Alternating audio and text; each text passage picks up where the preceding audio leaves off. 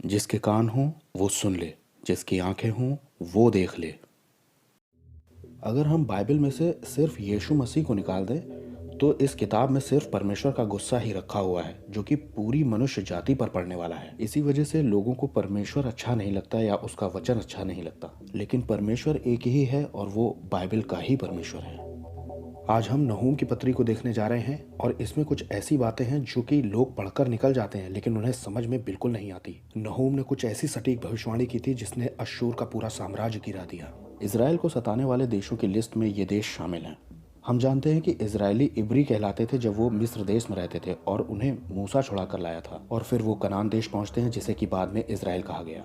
वहां पर असूर ने उन पर राज्य किया, फिर बेबीलोन ने, फिर फारस ने, फिर यूनान ने और फिर रोम ने, और अभी एक और आना है एंटी क्राइस्ट का राज्य। दाऊद के बेटे सुलेमान के राज्य के बाद इजराइल का राज्य दो भागों में विभाजित हो गया। इजराइल दक्षिण में और यहूदा उत्तर में। 10 गोत्र इजराइल के साथ और 2 ही गोत्र यहूदा में रह गए। इजराइल के सारे ही राजा बुरे थे और यहूदा में कुछ राजा अच्छे और कुछ बुरे थे।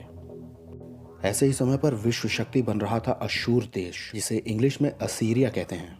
अब क्योंकि इजराइल के सभी राजा बुरे थे और वो मूर्ति पूजा को बढ़ावा दे रहे थे, परमेश्वर ने अश्शूर का इस्तेमाल किया और इजराइल पूरा बंधुआई में चला गया। मतलब इजराइल के 10 गोत्र अश्शूर की बंधुआई में चले गए। अब यहूदा बच गया जहाँ की यरूशलेम का मंदिर था। आपको याद होगा कि अश्शूर के राजा सेनहरीब ने जब हिजकिया बादशाह को धमकी दी, तब परमेश्वर यहोवा के उस दूत ने, the angel of the Lord ने, निकलकर अश्शूर की छावनी के 1,85,000 सैनिकों को मार गिराया था। और आगे 100 सालों तक यहूदा पर किसी ने भी आक्रमण करने की कोशिश नहीं की। यहूदा पर किसी ने हमला नहीं किया, लेकिन इन्हें टैक्स फिर भी देना पड़ता था अश्शूरियों को। अब इस अश्शूर देश की राजधानी थी नीनवे। ये वही नीनवे है जहाँ योना नबी को भेजा गया था। और योना नीनवे जाने के बजाय तरशीश जाने का मन बनाता है, और फिर आपको मालूम ही है क्या हुआ था। योना को उठाकर पानी में फेंक दिया जाता है और मछली उसे निगल जाती है, और फिर वो मछली उसे नीनवे पहुंचा देती है। योना का प्रचार सुनकर अश्शूरी लोग जो कि नीनवे के थे वो मन फिराते हैं, लेकिन लगभग 150 सालों के बाद ही अगली पीढ़ी के लोग ये और ज्यादा बुरे होकर दिखाई देते हैं, और तब परमेश्वर नहूम को खड़ा करते हैं। और नहूम ऐसी भविष्यवाणी करता है जो शायद उस समय के लोगों में से कोई यकीन न करता।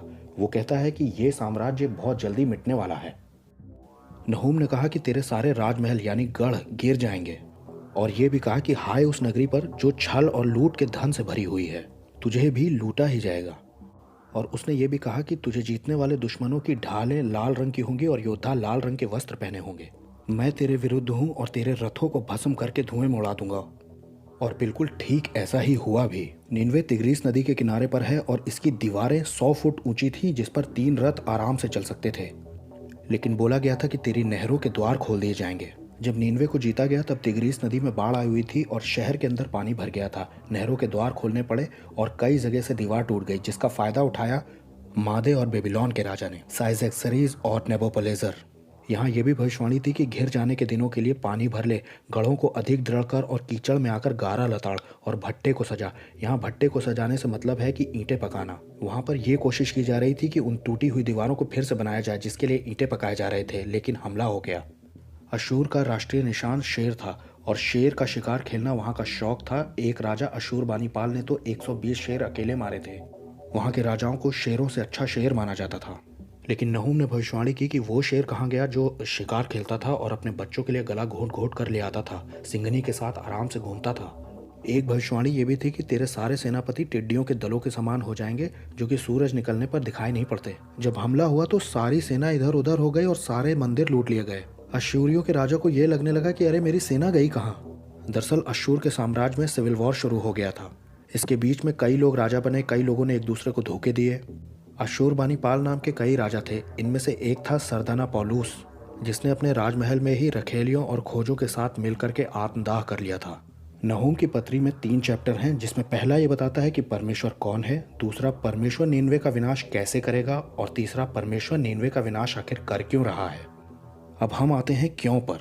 नहूम की आखिरी आयत ये बताती है कि अश्शूर की दुष्टता का प्रभाव सब पर पड़ा है, और तीसरे की पहली आयत बताती है कि ये नगरी छल और झूठ और लूट के धन से भरी हुई है, और ये एक खूनी नगरी है। अश्शूर के लोग जिंदा लोगों की खाल उतार लेते थे। ये अपने दुश्मनों को भाले पर टांग कर मारते थे जिंदा। यहाँ राजा और रानी बगीचे में बैठे हैं और जिसे राजा जीत के लाया है उसका सिर पीछे टंगा हुआ है। राजा के सिपह सलार किस तरह से दूसरे देशों का माल लूट कर लाते थे, इस कलाकृति में ये दिखाया गया है। इसमें सिर काट काट कर टेंट में रखे जा रहे हैं। यहाँ राजा के पैरों के पास सिर पड़े हैं जिसका इनाम राजा दे रहा है इसको, और पीछे दो लोग पेन लेके खड़े हैं। ये लिख रहे हैं कि कितने लोगों को मारा है। एक में सिर सजाने वाला है, एक में हाथ पैर तराशने वाला है। इन्होंने क्रूरता में पीएचडी की हुई थी ताकि हमसे कोई लड़ने की जुर्रत न कर सके। सत्ता का नशा और विश्व शक्ति बनने की होड़ में इन्होंने मानवता को बहुत पीछे छोड़ दिया था। परमेश्वर ने खास तौर पर इनके रथों के लिए कहा है कि मैं उन्हें भस्म कर दूंगा, क्योंकि ये अपने रथों के नीचे लोगों को कुचल देते थे। लोगों की जबानें खींच लेना, उनके हाथ पैर तोड़कर उन्हें ऐसे ही छोड़ देना, ये सब इनके काम थे। पहला अध्याय ये बताता है कि परमेश्वर कौन है। वो सिर्फ बादलों का और पेड़ पौधों का, पहाड़ों का, बिजलियों का परमेश्वर नहीं है। वो इंसानों के दुखों पर दृष्टि करने वाला परमेश्वर है। हाँ, वो विलंब से क्रोध करता है, लेकिन एक समय आता है जब उसके भी सब्र का बांध टूट जाता है और वो पाप को दंडित करने के लिए कुछ कदम उठाता है। योना और नहूम परमेश्वर को बहुत अच्छी तरह से जानते थे। उन्हें पता था कि परमेश्वर का स्वभाव आखिर है कैसा।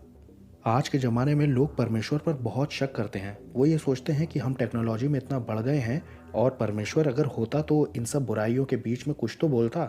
योना से नहूम तक आने में परमेश्वर ने 150 साल लगा दिए। ये उसकी दया है। एक आयत पर मैं परमेश्वर के स्वभाव के बारे में ज़रूर समझाना चाहूँगा। पहले अध्याय की दूसरी आयत में लिखा है, यहोवा जल उठने वाला और बदला लेने वाला ईश्वर है। अब बहुत से लोग कहते हैं कि परमेश्वर जलन कैसे रख सकता है। देखिए, ये जेलस गॉड है, ये एनवी गॉड नहीं है। परमेश्वर जल उठता है, लेकिन परमेश्वर ईर्ष्यालु नहीं है। इसे इस तरह से समझिए, अगर आपके पति या पत्नी को कोई रिझाने की कोशिश करे तो आप जेलस होंगे कि ऐसा तो बिल्कुल नहीं होना चाहिए, ये तो मेरा है। और ये जलन बिल्कुल सही जलन है। देखिए, परमेश्वर हमारे लिए जल उठता है, ना कि हमसे जल उठता है, क्योंकि वो हमसे प्यार करता है। और ऐसा नहीं है कि उसके पास कोई चीज़ उसकी नहीं है और उसे देखकर वो जला जा रहा है। इसे कहते हैं एनवी, ईर्ष्या। लेकिन हिंदी में हम समझते हैं कि ईर्ष्या और जलन एक ही चीज़ है। मान लीजिए कि आप एक प्रोजेक्ट पे काम कर रहे हैं, रात दिन आप उसमें लगे हुए हैं अपने ऑफिस में। आपने एक्स्ट्रा टाइम दिया, अपनी रात की नींद खराब की और आपने बहुत काम किया, बहुत मेहनत की। और जब सैलरी का दिन आया तो आपकी सैलरी कोई और उठा ले गया। तब आप तिलमिला जाएंगे। उसे कहते हैं जल उठना। नीनवे 150 से 200 सालों से जो बीज बोता चला आ रहा था, अब उसकी कटनी का समय आ पहुंचा था। नहूम ने कहा कि परमेश्वर अपने शत्रुओं का पाप भूलता नहीं है। बाइबल के युद्ध ये बताते हैं कि अगर हमने तुम्हें जीत लिया तो हमने तुम्हारे परमेश्वर को जीत लिया। इजराइल को जीतने के बाद अशूर ये मानने लग गया था कि वो यहूदा को भी जीत सकता है, क्योंकि यहोवा परमेश्वर को उन्होंने हरा दिया है। अशूर और उसकी राजधानी नीनवे को बनाने में निम्रोद का हाथ था। निम्रोद पहला एंटीक्राइस्ट था। बहुत से विद्वान ये कहते हैं कि बाइबल एक सर्किल है और 1 और 11वीं आयत में लिखा है कि तुझमें से एक तुच्छ, एक नीच व्यक्ति निकला है जो कि यहोवा के विरुद्ध कल्पना करता है। इस आयत के चलते आखिरी एंटीक्राइस्ट भी अशूर से आ सकता है। देशों के ऊपर जो प्रिंसिपैलिटीज़ होती हैं, ये कहीं जाती नहीं है, इनमें हमेशा जंग चलती रहती है। इसीलिए इस्लामिक संगठन ने जब खिलाफत को शुरू किया तो उन्होंने नीनवे को फिर से राजधानी बनाया। इसके पीछे एक आत्मा है जो कि हिंसा और लूट की आत्मा है। नीनवे के लिए योना परमेश्वर के अनुग्रह को दिखाता है और नहूम परमेश्वर के क्रोध को दिखाता है। यीशु पहली बार आए तो जैसे योना के समय में मन फिराया गया था, लोगों ने मन फिराया, लेकिन अब यीशु क्रोध करने आ रहे हैं। नहूम ने भविष्यवाणी की तो किसी को यकीन नहीं हुआ कि अशूर जैसा साम्राज्य भी गिर सकता है, लेकिन ऐसा हो गया।